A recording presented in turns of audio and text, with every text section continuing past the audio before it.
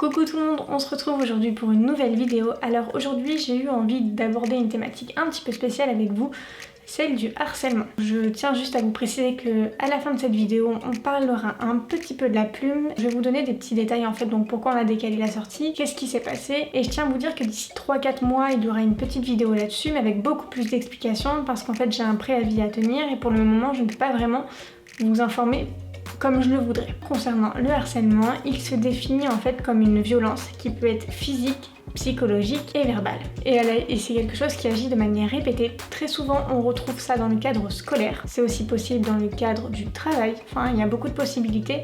Donc aujourd'hui, on va se concentrer sur le cas du harcèlement scolaire parce que j'ai lu un livre dessus et je vais vous en parler juste après.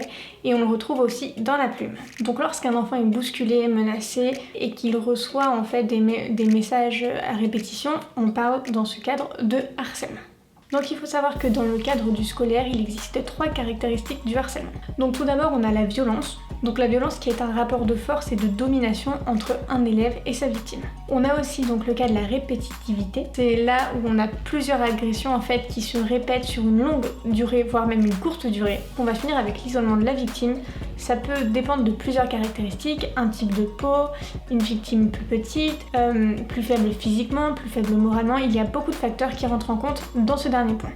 Il faut savoir qu'en France, on recense pas loin de 700 000 élèves qui vivent une situation de harcèlement plus ou moins sévère. Et c'est là où il faut se dire quand même que ces chiffres sont alarmants, qu'il n'y a peut-être pas assez de choses mises en place pour pouvoir aider ces élèves. Pour vous dire, moi, ce chiffre me fait un petit peu peur tellement il est énorme, on va pas se mentir. Et je pense qu'en réalité, il n'y a pas d'encadrement des jeunes et on les sensibilise pas assez en fait aux dommages collatéraux que ça peut avoir dans l'avenir. On a déjà entendu pas mal en fait de cas où il y avait des élèves qui s'étaient plaints à leurs parents. Chose classique, j'ai envie de vous dire. Par exemple, un cas classique qui peut arriver.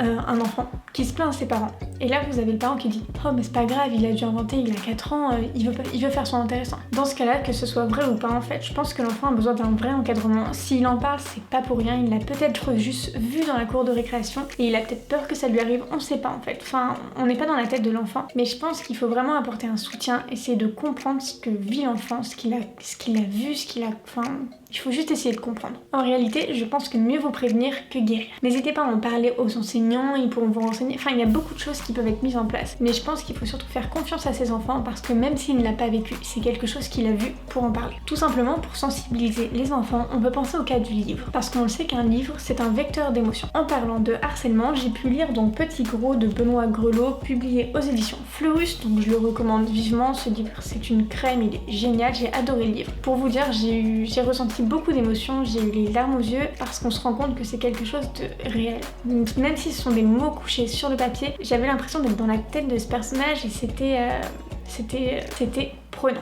Donc dans ce livre, on va suivre l'histoire d'Alex, donc qui est un jeune homme en situation de surpoids. Et Alex, il va faire face en fait à son obésité, il va essayer de combattre la maladie. Et dans son adolescence, et même un petit peu avant au collège, il va faire face en fait, il va même subir les moqueries de ses camarades. Et je trouve que l'auteur l'a très bien intégré, nous en a très bien parlé, sans pour autant aller trop loin. On voit jusqu'où ça peut aller, sans pour autant rentrer dans les détails. Et c'est vrai que même moi qui ai 21 ans, j'ai trouvé ce livre marquant. Donc en vrai, c'est pour ça que je pense que le livre est un parfait vecteur d'émotion, parce qu'on se met dans un sens à la place du personnage principal. Et imaginons qu'en tant que harceleur, ce qui est possible d'arriver, même si, je veux pas défendre la personne qui harcèle, mais elle a peut-être vécu quelque chose aussi, il y a peut-être quelque chose à tirer de tout ça. Mais en lisant un livre, on peut se mettre, par exemple ici, à la place de la personne qui est harcelée et comprendre ce qu'elle vit.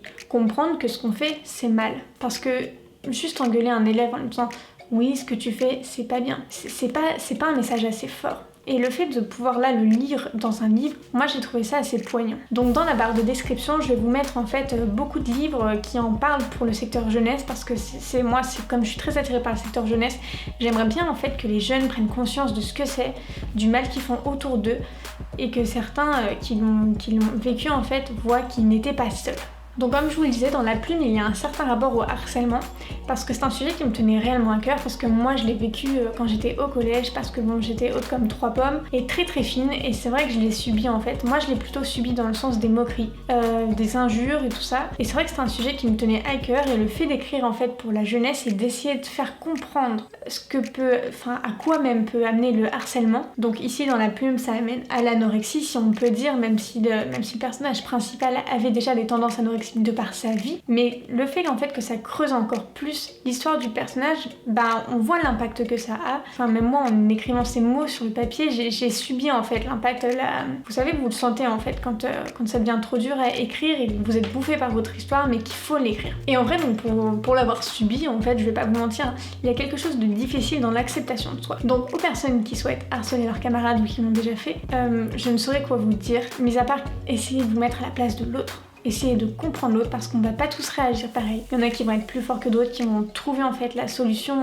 pour se battre face à vous, et il y en a qui vont complètement se laisser couler. Enfin bon, je pourrais vous parler de ce sujet pendant des heures, vous pouvez venir échanger avec moi sur le sujet, ce n'est pas un problème, mes DM sont ouverts, je suis assez ouverte au sujet. Juste en fait on va passer au pourquoi en fait la plume n'est pas sortie. N'hésitez pas aussi à me dire si vous voulez des vidéos un petit peu plus dans ce genre là, donc pas forcément sur ce sujet mais d'autres sujets qui pourraient toucher les jeunes. Donc concernant la plume qui devait sortir donc le 23 septembre, il y a eu quelques problèmes, je n'ai pas encore de date de sortie.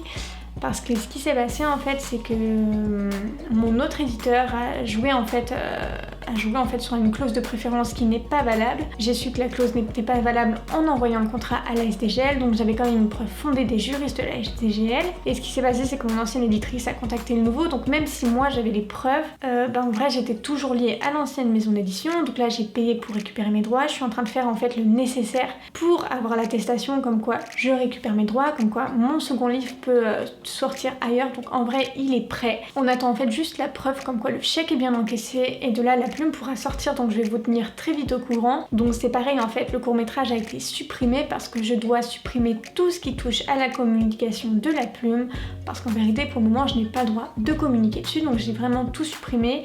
Le court-métrage est encore sur la chaîne YouTube mais en stand-by pour le moment, et dès qu'il peut ressortir je vous tiens au courant. Mais je vous ferai une vidéo plus longue sur le sujet, on en reparlera de ça en fait, de ce contrat d'éditeur à compte d'auteur déguisé, mais bon, soit, on en reparlera bientôt. Je vous fais 1000 bisous et abonnez-vous.